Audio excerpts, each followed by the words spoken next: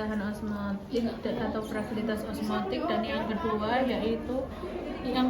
yaitu kita pemeriksaan darah rutin menggunakan alat hematologi analyzer. Nah, alat hematologi analyzer ini merupakan alat yang digunakan untuk pemeriksaan darah rutin secara otomatis. Jadi ketika kita memasukkan sampel langsung keluar hasilnya. Kemudian selanjutnya untuk alat hematologi analyzer ini ada dua metode. Yang pertama ada flow cytometry, yang kedua ada impedensi elektrik. Silahkan nanti dicari untuk hematologi analyzer Mindre BC20 itu menggunakan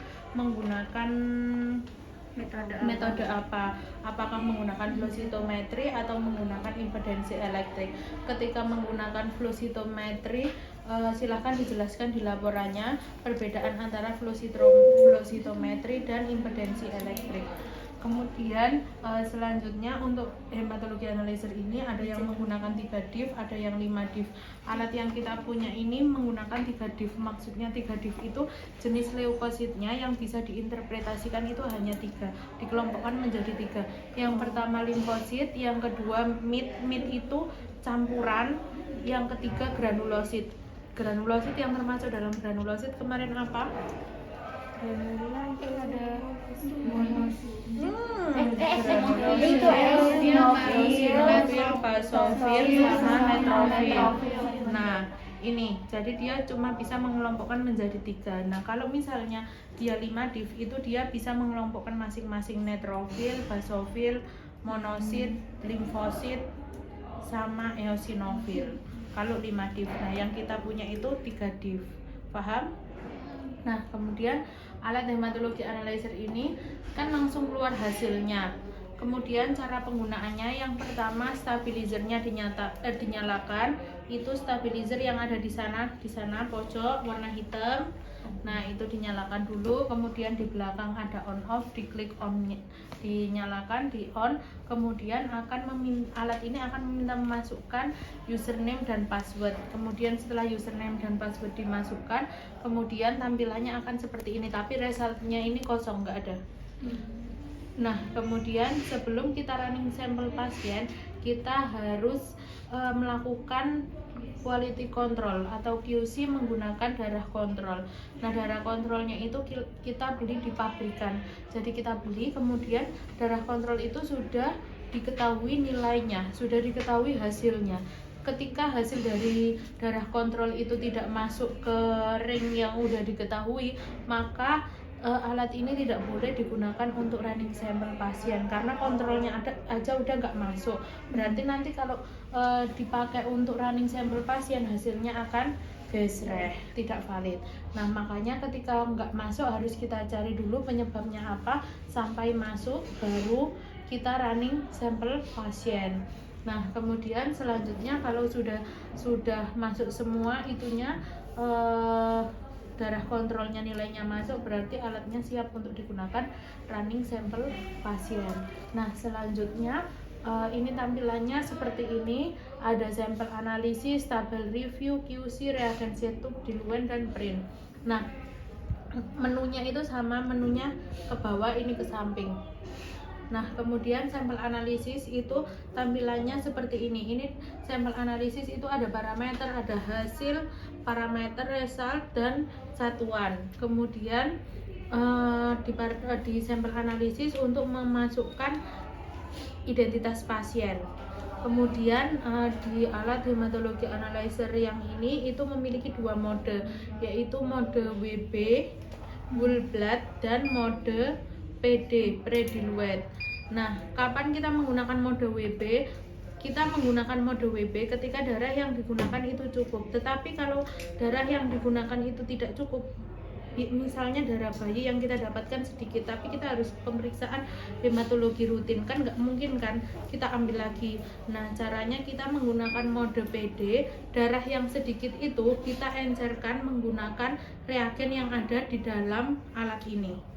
Jadi caranya misalnya ini di dalam di darahnya misalnya sedikit segini ya, kan ini misalnya nggak cukup buat pemeriksaan. Nah, kita harus encerkan dulu, misalnya ini darahnya, kemudian kita ambil reagen dari dalam sini. Caranya gimana? Klik di luen ini, terus kita ambil reagennya dari sini. Nah, reagennya keluar ya. Nah, terus kita encerkan, baru kita periksa menggunakan mode PD, diencerkan dulu. Terus selanjutnya sudah, kemudian tabel review. Nah, di tabel review ini kita bisa melihat riwayat atau histori dari pemeriksaan yang sudah dilakukan. Berarti hari ini kita sudah melakukan pemeriksaan 38. Selama ini kita sudah melakukan pemeriksaan sebanyak 1053 kali. Nah, kemudian bisa kita cari misalnya yang kemarin itu berapa, misalnya di bangsal itu kan kadang ada yang perawat bangsal nanyain misalnya sampel atas nama ini berapa nilainya misalnya. Nah, kita bisa lihat di tabel review untuk histori pemeriksaan yang sudah dilakukan. Kemudian setelah tabel review ada QC yaitu yang tadi, yang quality control yang kita lakukan. Kemudian reagen setup itu untuk mengetahui reagen yang kita gunakan itu volumenya masih berapa. Nah, di alat hematologi analyzer ini ada 3 reagen. Yang pertama ada diluent. Diluent itu yang di kotak coklat. Kalau di jirigen itu sampahnya, limbahnya. Diluentnya di kotak coklat itu. Kemudian ada lise ini listnya dimasukkan ke dalam sini. Yang ketika ada propnya itu untuk membersihkan si alat ini. Jadi ketika kan seharian misalnya udah running itu terus kan, sampel terus. Nah, agar tidak ada sisa-sisa darah di selang itu dibersihkan pakai ini. Jadi ini untuk propnya untuk membersihkan si alat ini dari sisa-sisa darah. Kemudian diluent tadi untuk mengambil reagennya, print untuk itu hasilnya. Nah, kemudian di alat ini bisa melakukan pemeriksaan dengan beberapa parameter pemeriksaan. Yang pertama ada WBC, white blood cell atau leukosit, kemudian limfosit mid granulosit. Ini merupakan hitung jenis leukosit yang tadi dikelompokkan menjadi 3 div. Kemudian ada RBC, red blood cell atau eritrosit, kemudian HGP hemoglobin, HCT hematokrit, MCV, MCH, MCHC adalah indeks eritrosit, PLT adalah platelet atau trombosit. Nah, itu beberapa pemeriksaan yang bisa digunakan pada alat ini. Paham? Ada yang ditanyakan? Baik, kalau tidak ada yang ditanyakan, caranya melakukan pemeriksaan yang pertama, sebelum kita melakukan pemeriksaan, darah harus dihomogenkan terlebih dahulu. Setelah itu diklik next sample. Nah, di next sample ini kita harus memasukkan identitas pasien. Tadi saya udah jelasin belum ya? Oh, belum. Nah, di next sample ini kita memasukkan identitas pasien. Yang pertama sampel ID. Biarkan aja ini adalah sampel ID. Hari ini pemeriksaan keberapa, sampel ID, kemudian pasien ID. Biasanya di rumah sakit itu diisi dengan nomor rekam medis pasien. Di sini kita isi dengan NIM. Ini sampel siapa, berapa? 22, 11, 22, 11, 30, 40, 11, 30, 40, 99. Pasien ID biasanya di rumah sakit atau di klinik ditulis nomor rekam medis pasien, kemudian first name, nama depan,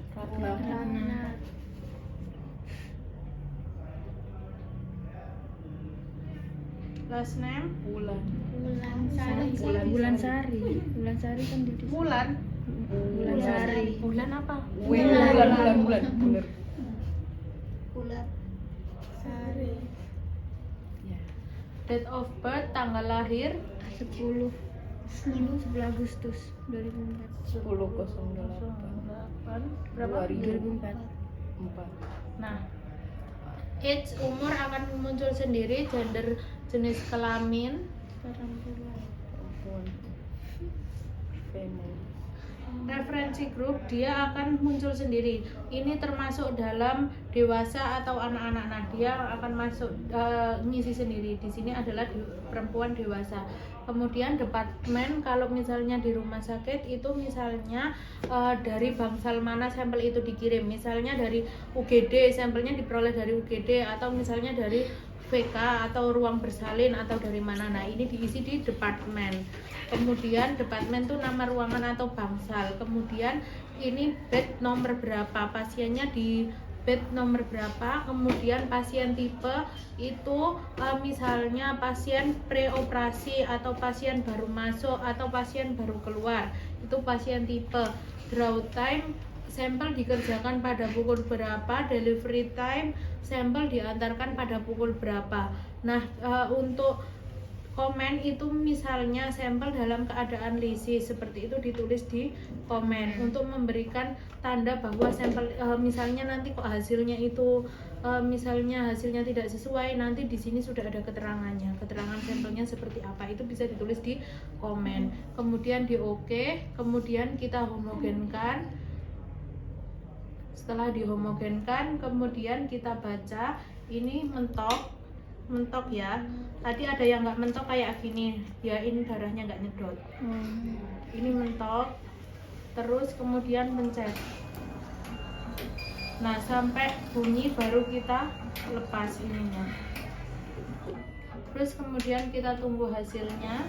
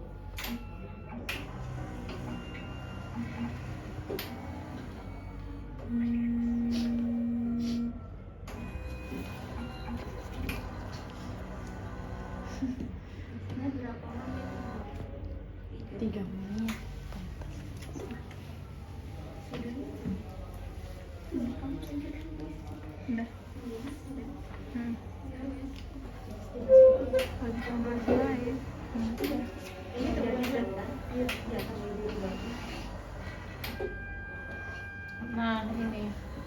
Nah, dia akan memberikan keterangan bahwa hasilnya itu rendah atau tinggi. Misalnya rendah, dia akan memberikan keterangan L low.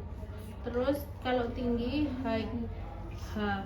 Ini plateletnya atau trombositnya 315, seharusnya dia normal karena nilai normal trombosit ada beberapa referensi, ada yang bilang 150 sampai 350, 200 sampai 400, 200 sampai 500. Nah, alat ini hanya bisa membaca normal dengan trombosit 300. Jadi di atas 300 dia dikatakan tinggi. Paham? Enggak ada. Ada yang ditanyakan? Terus kemudian hasilnya di print akan keluar di situ.